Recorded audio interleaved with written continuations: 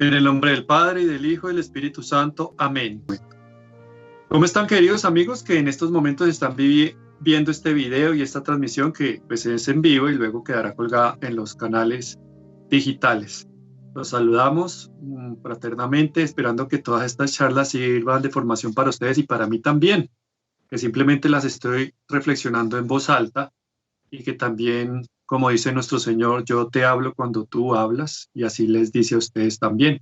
Cuando se habla en nombre de Dios, también uno mismo sale edificado. Vamos a hablar hoy de un tema muy importante, sobre todo que es un tema actual y siempre lo ha sido. Yo me acuerdo que hace muchos tiempos en las bombas de Pablo Escobar yo tenía una calcomanía en la ventana de mi consultorio que decía: aquí no hablamos de cómo está la situación, aquí estamos bien y mejorando. Era pues una calcomanía que me regalaron en un semáforo y es una calcomanía optimista. Esa calcomanía a lo largo del tiempo fue vigente hasta que pues el sol la destiñó y hubo que retirarla. Pero esa calcomanía siempre fue vigente. ¿Por qué? Porque siempre ha habido una necesidad de reconciliarnos, de perdonarnos, porque siempre ha habido conflictos, odios. Siempre pedimos la paz para nuestro país, especialmente estos países convulsionados donde hay actores de conflicto que ciernen el odio y la división. Pero se nos olvida que la paz comienza por cada uno de nosotros, en nuestros corazones. Y estas semanas de confinamiento nos han hecho patente eso. Muchas familias se han reconciliado, pero hay otras que están divididas por el confinamiento y la convivencia a la cual no estaban acostumbrados. Simplemente cada uno iba por su lado y se encontraban en las noches. Y obviamente pues así era un poco más fácil la convivencia. Pero cuando ya estuvimos todos en un mismo lugar, en un mismo ambiente, pues empezaron los conflictos.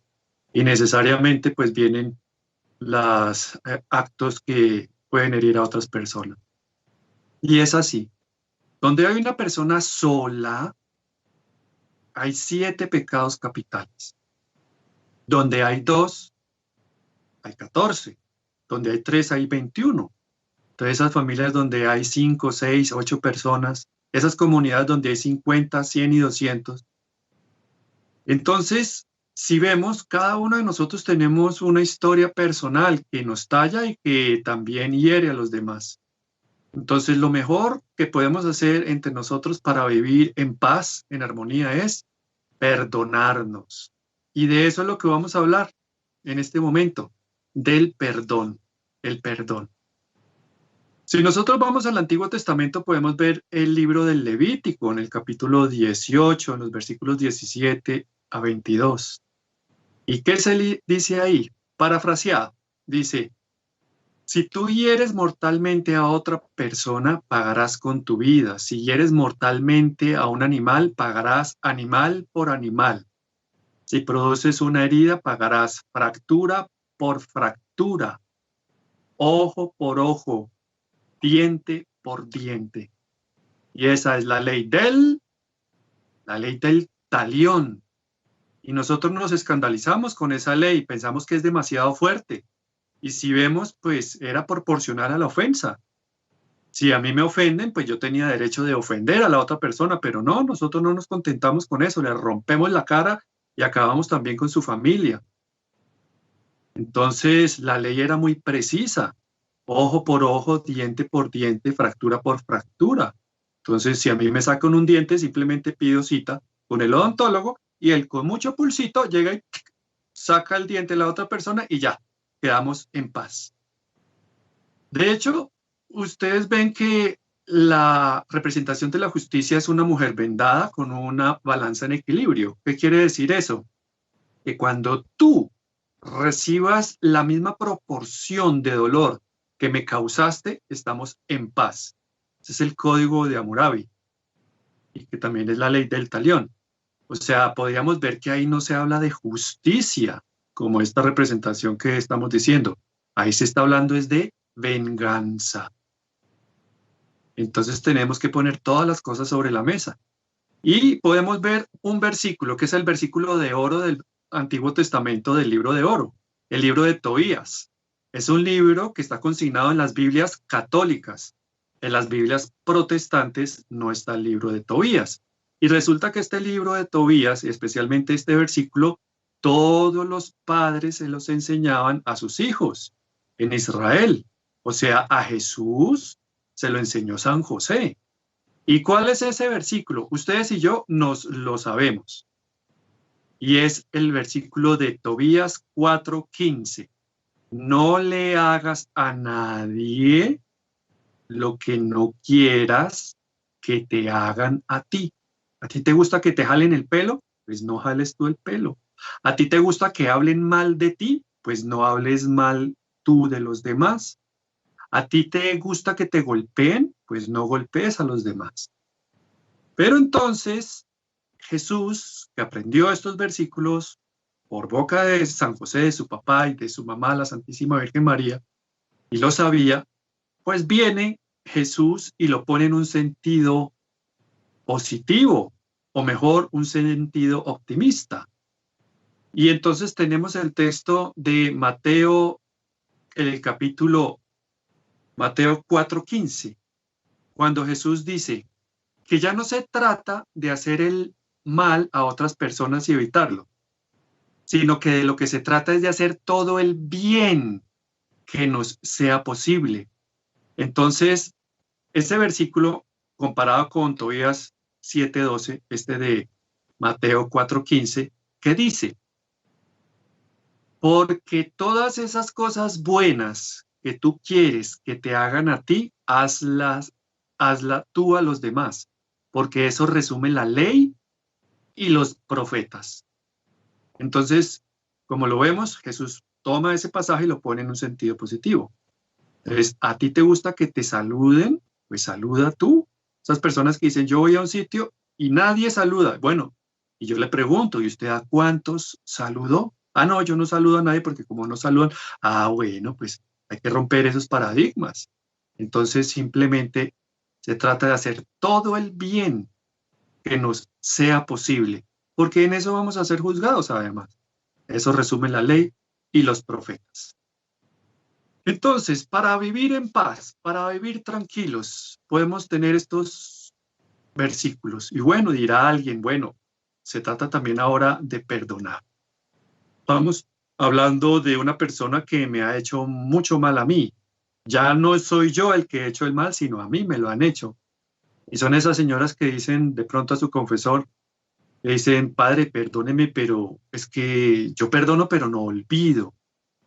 Entonces, aquí ya estamos hablando de otros temas diferentes, porque el perdón es unilateral, pero estamos hablando ya en otros campos, en otros terrenos, y aquí estamos hablando de reconciliación, porque el perdón es unilateral, pero para la reconciliación se necesitan dos.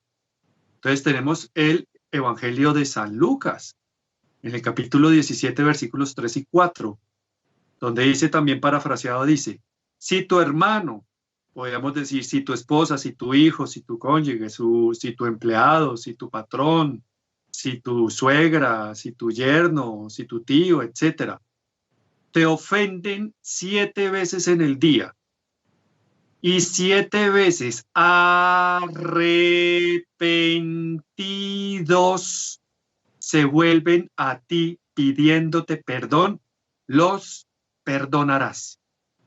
Hago el énfasis en la palabra arrepentidos, porque ahí viene la diferencia.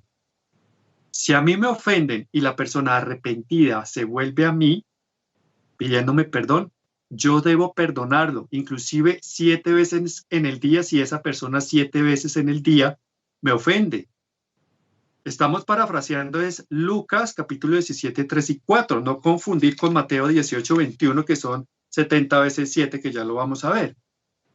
Entonces, así las cosas, aquí estamos hablando de un campo completamente diferente.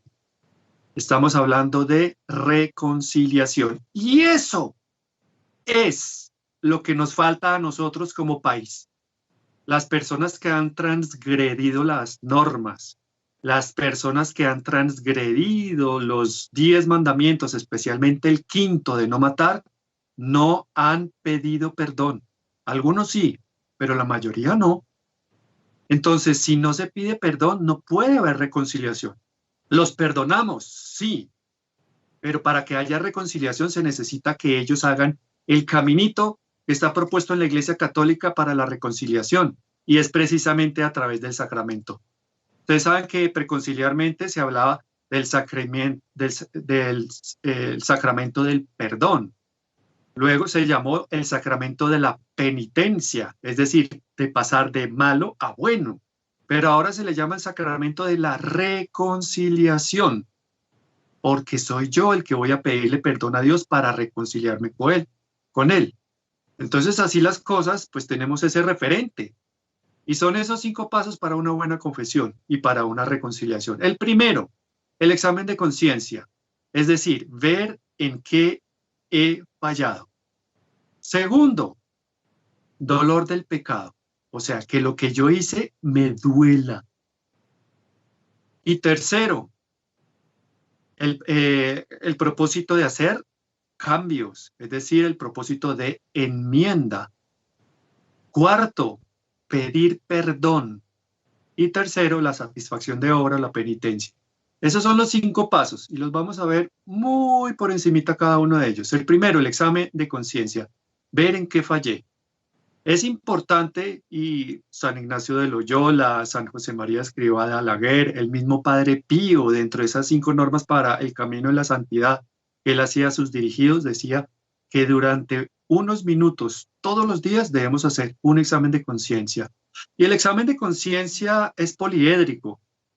No solamente obviamente es ver en qué he fallado, a qué personas he ofendido, a quiénes les tengo que pedir perdón, sino también ver las cosas buenas que he hecho y las gracias y los dones que Dios me ha regalado y que yo he podido utilizar en beneficio de las almas. Eso también está en el examen de conciencia, porque tiene que haber un equilibrio.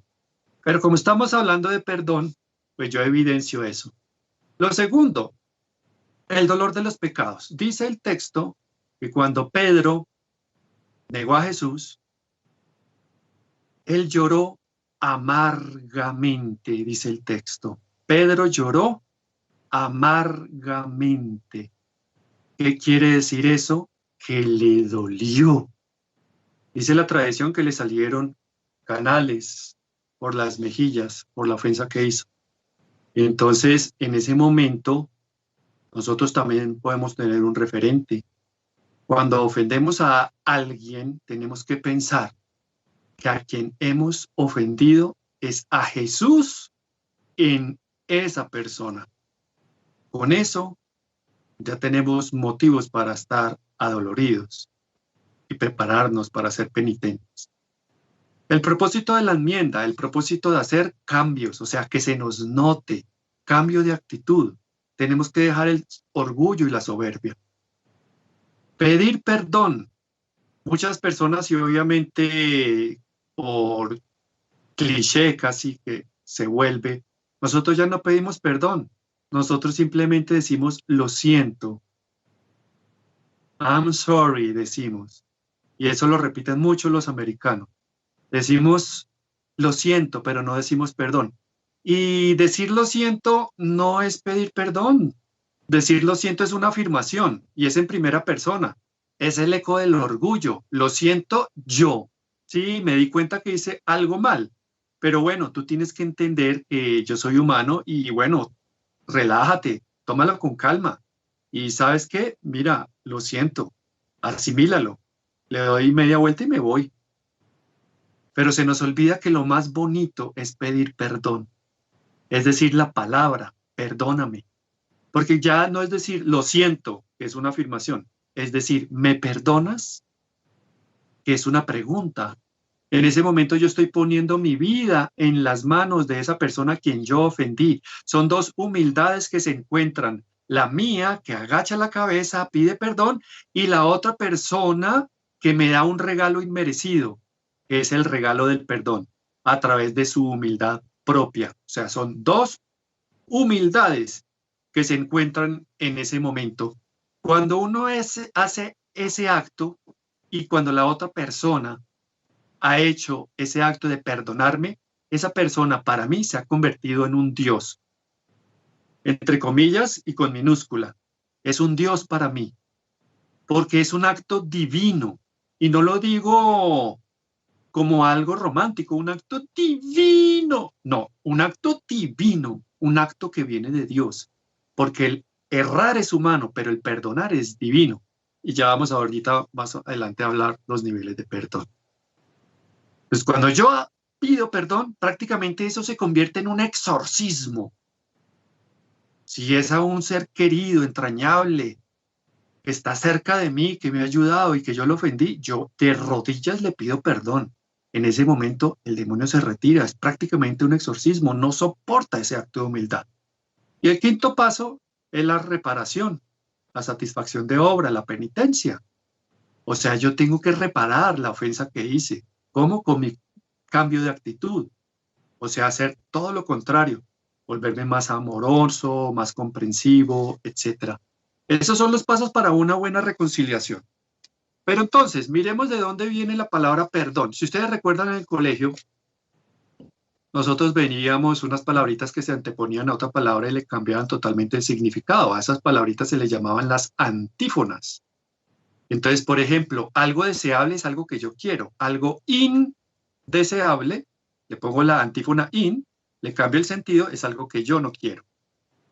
Algo, digamos, que sea una persona que sea social, es una persona que le gusta estar con la gente, conversar, rozar el alma de las personas y acariciar los corazones, entrar en intimidad.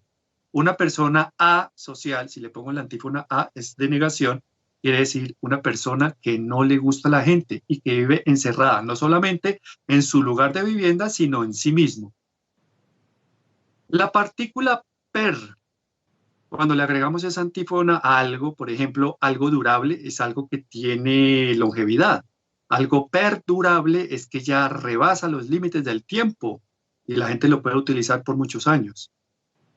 Una persona turbada es una persona que está nerviosa, pero una persona perturbada es una persona que está llegando al agotamiento nervioso. Porque la partícula per, la palabra per, la antífona per, la preposición per, si se quiere, es el grado superlativo de algo.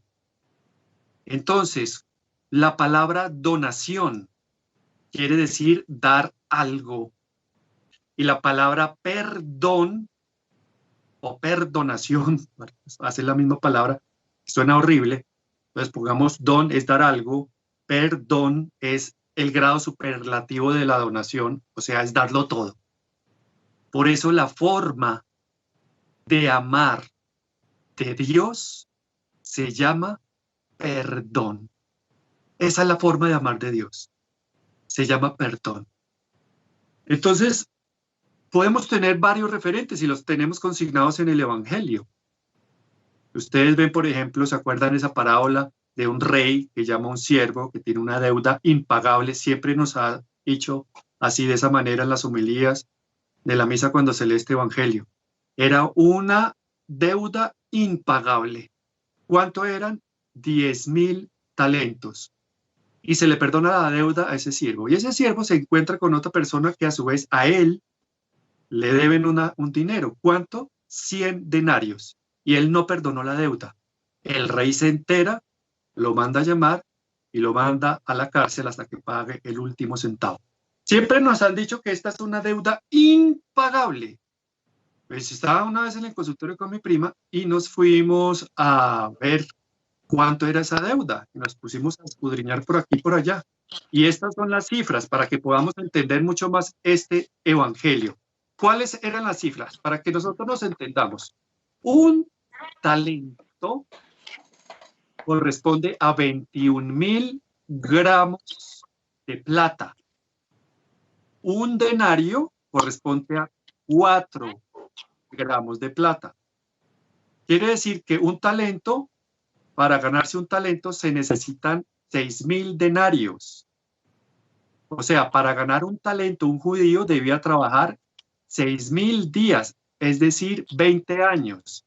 Porque a su vez, ustedes saben que el denario es el salario de un solo día. Pero aquí estamos hablando es de talentos. Y si vamos a pasar esto a dólares para entenderlo mucho más, entonces, en dólares, un talento equivale a 120 $20.000, porque son 21.000 gramos de plata. Eso lo medían en unas ánforas. Las ánforas medían esas monedas que tenían un hueco en la mitad de plata, podían tener la esfinge del emperador y demás. Y cuando llenaban el ánfora, ya sabían que esa ánfora llena hasta el tope, tenían más o menos esa cantidad, 21 gramos de plata, es decir, un talento. Pero recuerden que la deuda no era un talento, la deuda eran 10.000 talentos. ¿Cuántos son 10.000 talentos pasados a dólares? Ya dijimos que un solo eran $100.000. Entonces, 10.000 talentos corresponden a 1.200 millones de dólares. Lo repito, 1.200 millones de dólares. O sea, eso equivaldría a 60 millones de denarios. Entonces, si pasamos esa deuda a pesos, ojo, vamos a ver cuánto es la deuda en pesos. Son 4.440.000 millones de pesos. 4.440.000 millones de millones, corrijo. O sea, 4 billones. Exacto, 4.440.000. Pero dicho así suena como más nos hace pensar más. 4.440.000 millones de millones. Ahorita vuelvo y lo retomo. ¿Y cuál era la deuda que este siervo no le quiso perdonar al otro? No le quiso perdonar 100 denarios. Entonces, en dólares, un denario equivale a $0.74. No, ni siquiera alcanza el dólar. Y 100 denarios son $74. Si lo ponemos en pesos multiplicados por 3.700, que es el cambio oficial actual, serían 273.800 pesos. Esa fue la deuda que él no perdonó. Es una deuda totalmente pagable. Si no tenía dinero, lo podía pagar con trabajo, con algo en especie. Pero vuelvo y lo repito, él no perdonó esa deuda de 273.800 pesos. Y el rey le perdonó una deuda de 4.440.000 millones de millones. ¿Cuál es esa deuda impagable? Jesús en la cruz. Esa es la deuda impagable. Jesús en la cruz. Entonces, desde esa perspectiva, cualquier ofensa que nos hagan a nosotros equivalen a 273.800 pesos. Es una deuda que yo puedo perdonar. Tu aborto, la persona que cometió un aborto, la persona que padeció la infidelidad, la persona que le mataron a un hijo, la persona que le robaron los bienes de fortuna en un negocio ilícito, que un socio lo tumbó, como decimos en Colombia. Todas esas deudas, comparadas con esta deuda impagable que es Jesús en la cruz, son pagables. Entonces tenemos que hacer el esfuerzo para pagar. Espera la segunda parte de esta reflexión en nuestra próxima emisión. Quedamos con Jesús, José y María, la familia de Nazaret.